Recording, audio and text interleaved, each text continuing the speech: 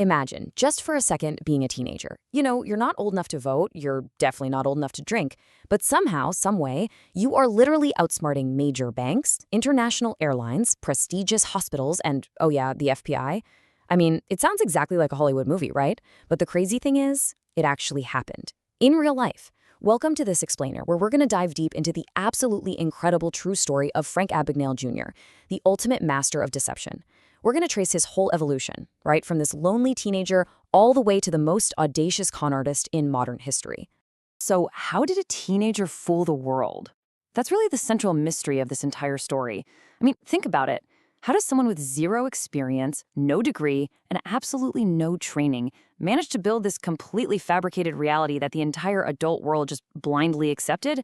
Well, to understand that, we kind of have to look at the numbers. 16. Just let that sit with you for a second. Most 16-year-olds are, stressing out about high school exams or trying to get their driver's license? But at this exact age, Frank Abagnale was kicking off an international crime spree. He was orchestrating frauds that would completely baffle the greatest investigative minds in the U.S. It's just sheer absurdity. But to really understand the mastermind, we first have to understand the boy.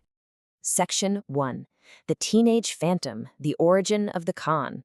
You see, Frank didn't just wake up one morning as an international criminal mastermind. His journey actually started from a place of deep vulnerability. Frank was born in New York back in 1948, and for a really long time, he was just a totally normal kid. There were absolutely no signs of some criminal genius lurking just beneath the surface. He had a family, a home, a pretty standard childhood. But the foundation of that normal life, it was about to crack. Section 2. A desperate escape when the world falls apart. Because Frank's story doesn't actually begin with greed. It begins with heartbreak. His parents went through this devastating divorce, and man, that separation affected Frank profoundly. He felt like his whole life was just crumbling right around him. So he made a really drastic choice. At just 16 years old, he ran away from home. Suddenly, he's all alone on the streets of New York. He needed money, and not for luxury, but literally just to survive. So he started altering small amounts on real checks just to withdraw cash from banks. It was basic survival instinct. But in doing this, he stumbled onto a massive psychological loophole. He discovered this fundamental flaw in how we perceive each other. He realized that most people trust anyone who appears to have authority. And this was Frank's golden ticket. He realized he was smart, he was charismatic, and he was a master observer. If he just looked the part and acted the part, people wouldn't even question him. This one profound realization about human nature and blind trust is exactly what allowed him to scale up this petty survival fraud into an absolute empire of deception. Section 3. High-altitude adrenaline, the perfect illusion. Okay, so now he was making thousands of dollars with fake checks, but he wanted more. Frank decided he was going to become a commercial airline pilot. Keep in mind, he had absolutely no idea how to fly a plane.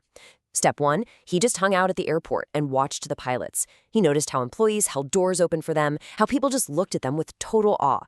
Step 2, he actually called Pan Am, pretended to be a high school student working on a film project, and somehow convinced them to send him an authentic pilot's uniform.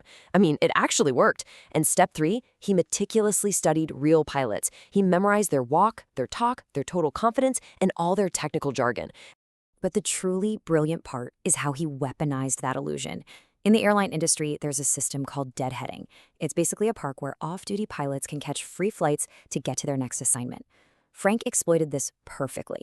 Dressed in his crisp uniform, radiating total authority, he literally traveled the entire world for free. We're talking luxury hotels, dining at the finest restaurants, and cashing massive fake checks in completely different countries, all while just playing the role of a Pan Am pilot. And again, he never actually flew a plane. Section 4. Playing with fire. One step from disaster.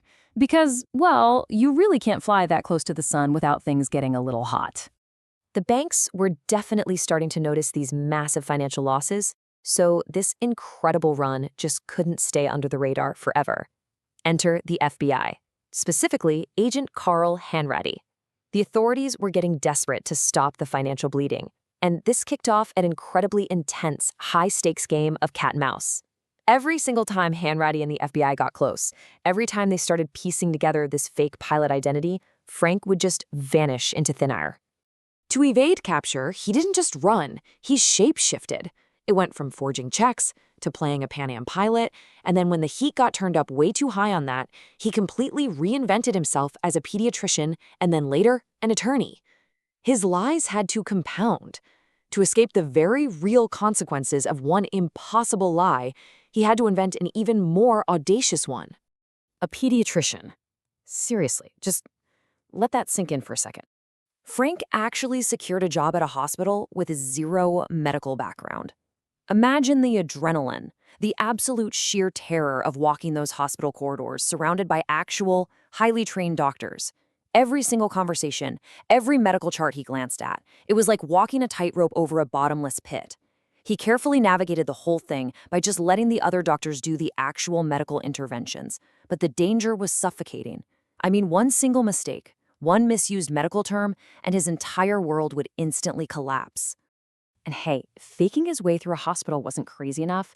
He then forged university transcripts to get a job as a lawyer in the Louisiana Attorney General's office. He never studied a day of law in his life. But by this point, he was just thoroughly addicted to the rush.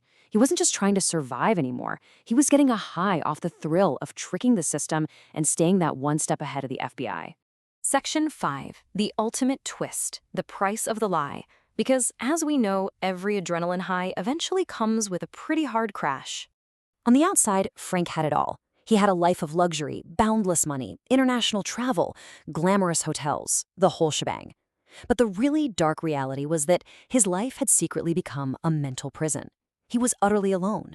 He couldn't form a genuine connection with anyone because, well, his entire identity was a complete fabrication. He was constantly looking over his shoulder, totally consumed by fear and paranoia. The world's greatest con artist had successfully trapped himself. And finally, his luck just ran out. The year was 1969. The Phantom was finally caught. Victims recognized him, and Frank was arrested by authorities over in France. The incredible globe-trotting chase was officially over.